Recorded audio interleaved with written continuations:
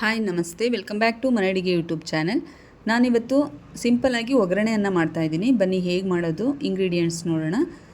ನಾನು ದೊಡ್ಡ ಬೌಲಲ್ಲಿ ರೈಸ್ ತೊಗೊಂಡಿದ್ದೀನಿ, 2 ಈರುಳ್ಳಿ, 2 ಟೊಮ್ಯಾಟೊ, 4 ಹಸಿಮೆಣಸಿನ್ಕಾಯಿ ತೊಗೊಂಡಿದ್ದೀನಿ. ಇಲ್ಲಿ ನಾನು ಗ್ಯಾಸ್ ಆನ್ ಮಾಡಿ ಬಾಣಲಿನಲ್ಲಿ 4-5 ಸ್ಪೂನು ಆಯಿಲ್ ಹಾಕ್ಕೊಳ್ತಾ ಇದ್ದೀನಿ.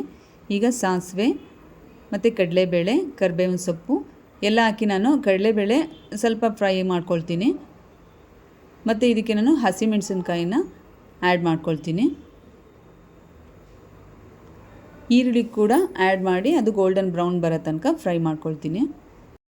ನಾನು ಲಾಸ್ಟ್ ರೆಸಿಪಿನಲ್ಲಿ ಕೂಡ ಹೇಳಿದ್ದೆ, ಈರುಳ್ಳಿ ಜೊತೆನೇ ನೀವು ಉಪ್ಪು ಹಾಕಿ ಫ್ರೈ ಮಾಡೋದ್ರಿಂದ ಬೇಗ ಸಾಫ್ಟ್ ಆಗುತ್ತೆ, ಫ್ರೈ ಆಗುತ್ತೆ. ಆ್ಯಕ್ಚುಲಿ ನಾನು ರೈಸು ಬಿಸಿಯಾಗಿ ಮಾಡಿಟ್ಕೊಂಡಿಲ್ಲ, ರಾತ್ರಿ ಉಳಿದಿರೋ ರೈಸ್ ಇದು. ಈಗ ಟೊಮ್ಯಾಟೊ ಕೂಡ ನಾನು ಹಾಕಿ ಫ್ರೈ ಮಾಡ್ಕೊಳ್ತಾ ಇದ್ದೀನಿ. ನಮಗೆ ಒಂದೊಂದು ಸರಿ ಗೊತ್ತಾಗಲ್ಲ, ಗೆಸ್ಟ್ ಬಂದಾಗ ನಾವು ರೈಸು ಮೆಜರ್ಮೆಂಟ್ ಇಲ್ಲದೇ ಜಾಸ್ತಿ ಮಾಡಿಬಿಟ್ಟಿರ್ತೀವಿ. ಮತ್ತು ತುಂಬ ರೀಸನಲ್ಲಿ ಕೂಡ ರೈಸ್ ಉಳಿಯುತ್ತೆ. ಸಾಂಬಾರು ಜೊತೆ ತಿನ್ನೋದಕ್ಕೆ ಕೂಡ ಇಷ್ಟ ಆಗಲ್ಲ. ಆಗ ಈ ರೀತಿ ಮಾಡಿಕೊಂಡು ತಿನ್ನೋದ್ರಿಂದ ಮಕ್ಕಳು ಕೂಡ ಇಷ್ಟಪಡ್ತಾರೆ, ನಾವು ಕೂಡ ತಿನ್ಬೋದು. ಇದಕ್ಕೆ ನಾನು ಆ್ಯಕ್ಚುಲಿ ಕಾಯಿ ತುರಿ ಮಿಕ್ಸ್ ಮಾಡಿಲ್ಲ, ಅದನ್ನು ಮಿಕ್ಸ್ ಮಾಡಿದ್ರೆ ಇನ್ನೂ ಟೇಸ್ಟಿಯಾಗಿರುತ್ತೆ. ಒಮ್ಮೆ ಟ್ರೈ ಮಾಡಿ. ಪ್ಲೀಸ್ ನನ್ನ ಚಾನೆಲ್ನ ಸಬ್ಸ್ಕ್ರೈಬ್ ಮಾಡಿ, ಲೈಕ್ ಮಾಡಿ, ಶೇರ್ ಮಾಡಿ. Thank you.